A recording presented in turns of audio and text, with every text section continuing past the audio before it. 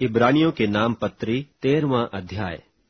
भाईचारे की प्रीति बनी रहे, पहुनाई करना न भूलना, क्योंकि इसके द्वारा कितनों ने अनजाने स्वर्गदूतों की पहुनाई की है। कैदियों की ऐसी सुधि लो कि मानो उनके साथ तुम भी कैद हो, और जिनके साथ बुरा बर्ताव किया जाता है उनकी भी यह समझकर सुधि लिया करो कि हमारी भी देह है। विवाह सब में आदर की बात समझी जाए और बिछौना निष्कलंक रहे, क्योंकि परमेश्वर व्यभिचारियों और परस्त्रीगामियों का न्याय करेगा। तुम्हारा स्वभाव लोभ रहित हो, और जो तुम्हारे पास है उसी पर संतोष करो, क्योंकि उसने आप ही कहा है, मैं तुझे कभी न छोड़ूंगा और न कभी तुझे त्यागूंगा। इसलिए हम बेधड़क होकर कहते हैं कि प्रभु मेरा सहायक है, मैं न डरूंगा। मनुष्य मेरा क्या कर सकता है?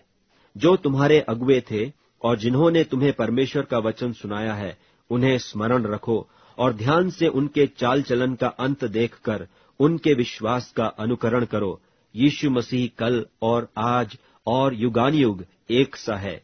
नाना प्रकार के और ऊपरी उपदेशों से न भरमाए जाओ, क्योंकि मन का अनुग्रह से दृढ़ रहना भला है, न कि उन खाने की वस्तुओं से जिनसे काम रखने वालों को कुछ लाभ न हुआ। हमारी एक ऐसी वेदी है जिस पर से खाने का अधिकार उन लोगों को नहीं जो तंबू की सेवा करते हैं, क्योंकि जिन पशुओं का लोहू महायाजक पाप बलि के लिए पवित्र स्थान में ले जाता है, उनकी देह छावनी के बाहर जलाई जाती है। इसी कारण यीशु ने भी लोगों को अपने ही लोहू के द्वारा पवित्र करने के लिए फाटक के बाहर दुख उठाया। सो आओ उसकी निंदा अपने ऊपर लिए हुए छावनी के बाहर उसके पास निकल चलें, क्योंकि यहाँ हमारा कोई स्थिर रहने वाला नगर नहीं, वरन हम एक आने वाले नगर की खोज में हैं। इसलिए हम उसके द्वारा स्तुति रूपी बलिदान अर्थात उन होठों का फल जो उसके नाम का अंगीकार करते हैं, परमेश्वर के लिए सर्वदा चढ़ाया करें। पर भलाई करना और उदारता न भूलो, क्योंकि परमेश्वर ऐसे बलिदानों से प्रसन्न होता है।